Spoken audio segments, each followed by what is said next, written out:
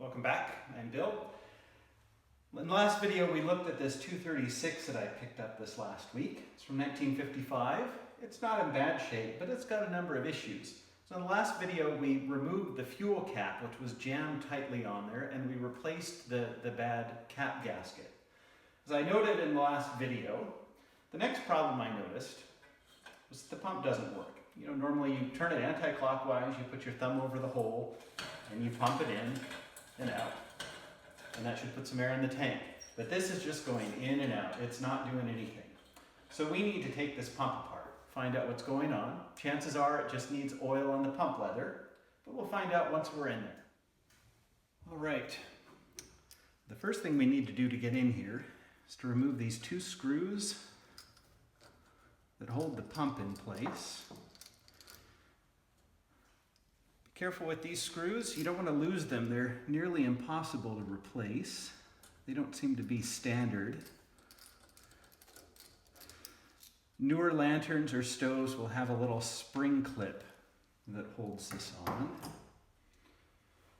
Get a paper towel here to set this on so I don't make a mess. And oftentimes we can pull that out. But that's not going to cooperate. It's clearly been on there for a while. Just get a little something to pry that off. And yeah, that does look quite dry. The pump leather will dry out over time. You want to be gentle with it, especially when it's dry. Wipe it off. See if you can massage it just a little bit. Open it up some.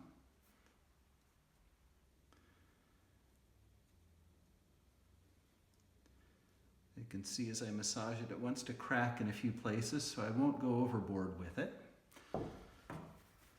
There are a couple things you can do at this point. You could take it off. All that you need to do is take some pliers and grab hold of this nut, and you can turn it off. I'm not going to do that right now because I don't actually need to. But if you take this cap off, or the leather pump cup off, you can soak it in oil. Coleman, when they provided oil for lanterns, provided neat's foot oil, which is designed for leather. That's a good option.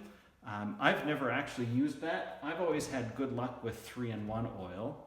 When I go camping, I always take a little bottle of this with me.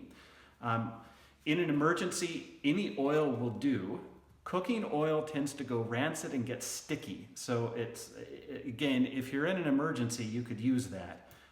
My suggestion is, if it's an emergency and you're out using your gear and you're camping, the best thing you can use, if you don't have any oil with you, the best thing you can use is the oil off the dipstick in your car or your truck. I've done that before, and it's not going to get sticky.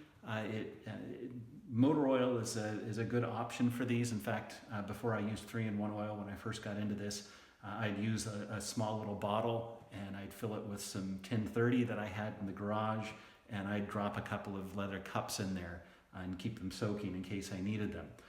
But 3-in-1 does a good job. You don't need a whole lot. I'm going to work it down in there. This isn't bone dry, so what we need to do is just recondition it a bit.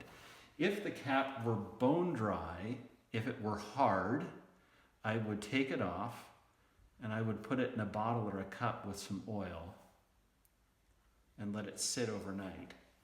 And that would probably take care of things. Now, it's easier to get this back in if you remove the air stem.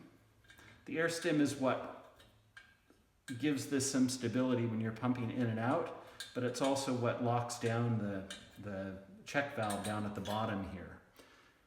But it's easier to get this back in if you don't have to fight the air stem. So I'm going to take that out. I can already tell this has a better fit to it. Work this back in. Make sure you don't pinch the leather. Make sure it's working. That feels much better.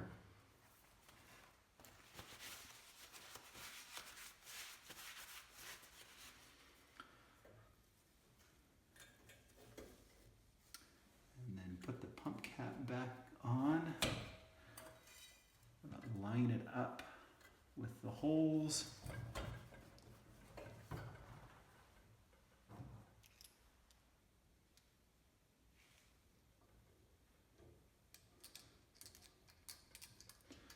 And put the screws back in. Just do one for now so I can test it. Got the fuel cap tight, so thread the air stem back in. Okay, that's locked. A couple turns out.